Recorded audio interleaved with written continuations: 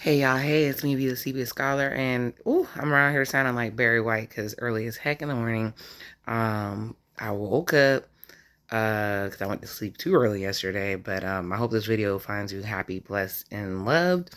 Um, and I looked online and saw that Mark Darkhead did his first thoughts on season 5, episode 1 of Raising Kanaan. I said, "Oh Lord, not my show coming back," and me just.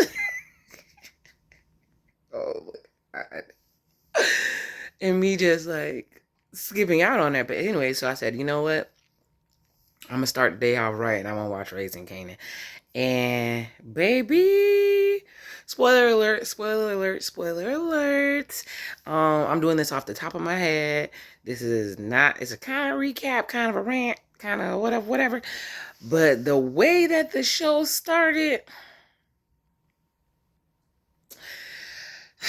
well, first of all, we start off where we left off with Kanaan and his ex. And that man that played Kanaan, I think he's trying to capture 50 Cent's like tight jaw talking ass.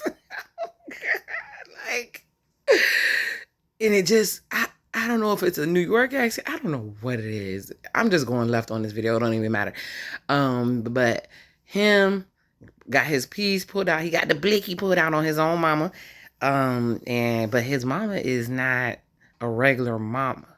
But I love the way they started the episode because they had the Asian dude talking about in Asian mythology, there's something called the Hundu or the Vundu, and it goes around and it takes out everything and brings bad luck, unaliving, and all types of stuff to everyone that's around it but doesn't know. And it kind of does like a montage of how all the people that's been around this Thomas family have been taken out. Then we go to like I said, Kanaan got the blicky on his mama, telling her, you know, he done had enough of her.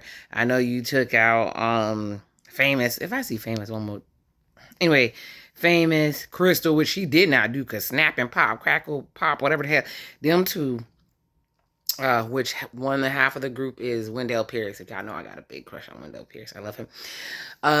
Snap and Pop took him out or whatever. Several other people that he thinks that she took out.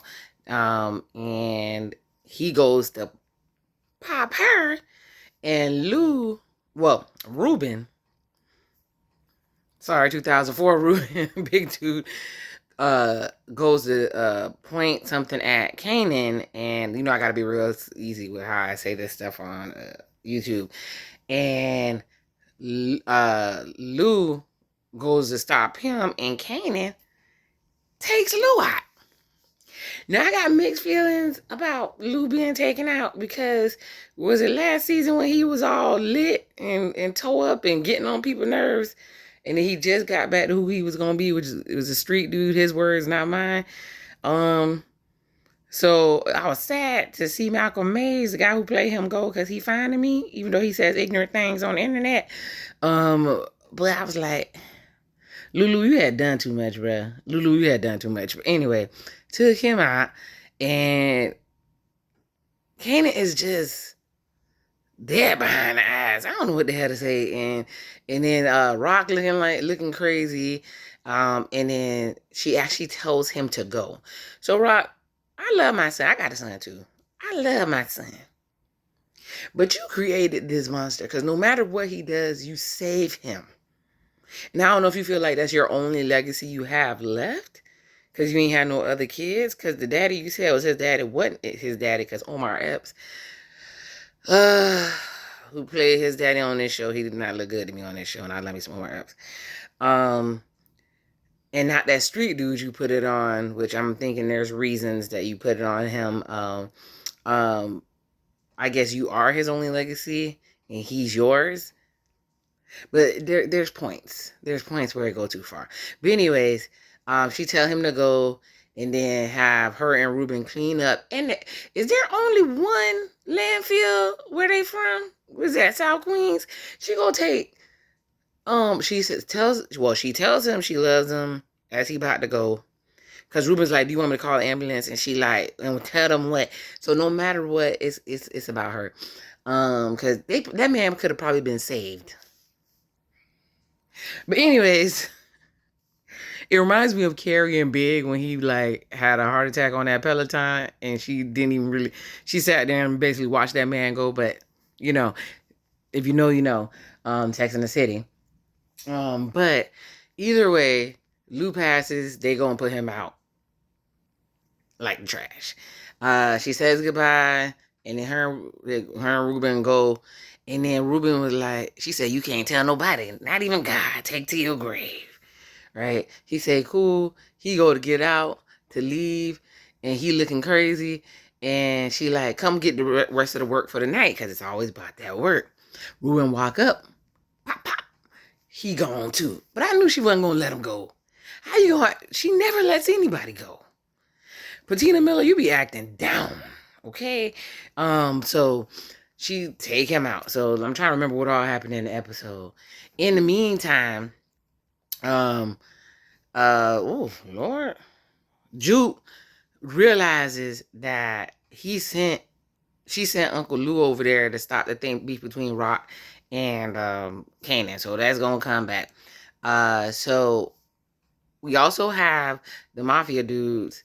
They're talking about, you know, how Stefano got laid down or whatever by the other dude from Philly, and he's in the hospital plotting and planning and all this other stuff like that. How he gonna take it down? I don't really care nothing about that storyline, not even at all. I'm a fan of Sopranos, but I'm not moved or whatever. The other storyline that's going on is that Snap and Pop are trying to get Breeze and Kanaan together. Kanaan goes and sees Breeze at some fight club and see how thugged out he is, you know, all that stuff. And he's willing to work with him. At the same time, Varilla or B-Rilla, whatever, Lou and them had took Pernessa and her baby. And they was holding them up at the mall. Unique, Joey Badass, you know, I love him down. And his henchman go see B-Rilla's old lady, and she dumb enough to answer the door and talk to strangers and say where he at. What the heck? He must have really not been about that street life. This girl was dumb enough to tell these people where he was. But anyways, they go to the mall, take out B-Rilla, and then get Pernessa and them back. And Pernessa's like, you know what? I love you, but I love my son more. And I see the parallel. She said, mothers protect sons, even from their own daddies. I agree with that. I'm going to leave that there. They ride off in a red Lexus to the sunset, going where they going, but I'm sure they're going to be back. But you could tell Unique was sad that his son actually didn't even say goodbye when he went to go say goodbye to his son. So his son looking at him crazy.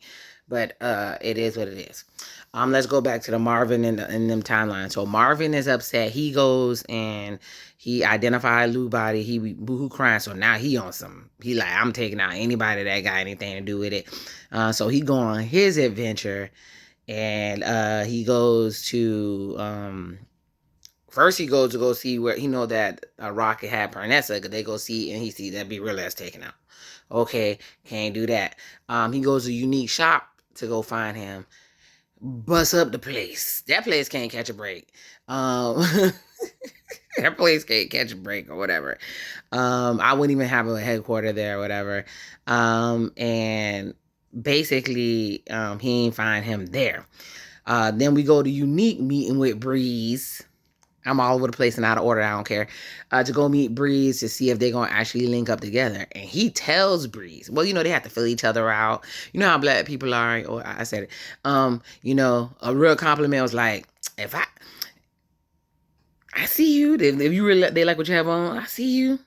If I had your money, I burn my money. I'm trying to be like you. All the things or whatever, they sizing each other up with style and all this other stuff like that. Unique saying he got options because he thinking that he can still connect with other people, which I believe is a lie. But he tells Reese that although I would have put Lou down, I did not put Lou down. And so I got beef with Rock, so she gonna be gunning for me. So just keep that in mind. And he's like, basically he's like, you need to prove yourself to me, and Breeze is like, I'm not gonna try to sell myself to you or whatever, out of respect. I'm not doing it. Snap and Pop just think we should be able to connect something up, and maybe we should. Because, so it looks like all three of them are going to come together, right? Unique, Breeze, and Kanaan. I can't stand Kanaan, y'all. I can't stand Kanaan. I can't stand him. I can't stand him. But we also have overly dedicated police officer, shout out to Forest Rocks, coming up to Juke to say, hey, all this trouble following your family. Why he got a battery in his back? Because the chief retired and told him, you gonna help me get more interested to the pearly gates of heaven if you find out how happened to the Omar Epps character. What's his name? Malcolm, whatever his name is, and who took him out. But we all know he was dirty too, so who cares? But he's still chasing it down or whatever. So all that's going on. Marvin, you in danger, girl. Remember the little girls that was the daughters of Marvin's bestie, the dude that was on that cocaine or whatever, who had to be taken out, got taken out, whatever. And the little girl keep lying and saying it was a YT dude with tattoos. The police have a counselor that said that she gonna work on her for a week so she could tell the truth. So they setting you up to be taken down, Marvin. You all sad. You done got in front of the church at the funeral, which Kanaan done showed up. Who was all at the funeral? Kanaan was there. Famous's sister was there because they was messing with each other.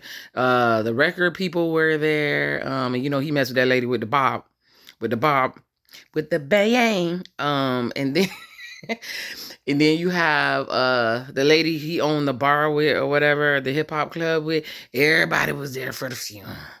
And then the pastor got up there and did his thing. But Marvin got up there and was like, whoever did this to him is going to see me before they see God, and cussing up a storm in these people's church. And Kanaan just in the front looking crazy. And the mom looking at him too. They go outside and Rock basically say, you broke my heart in ways that it can never be broken again. And Kanaan and his lockjaw and slurring was like, you act like I cared. And she said, you ain't never had an enemy like me. You ain't never had an enemy like me. He said, you been my enemy my whole life. He's always like a petulant child. It irks my nerves. And then the episode ends, y'all.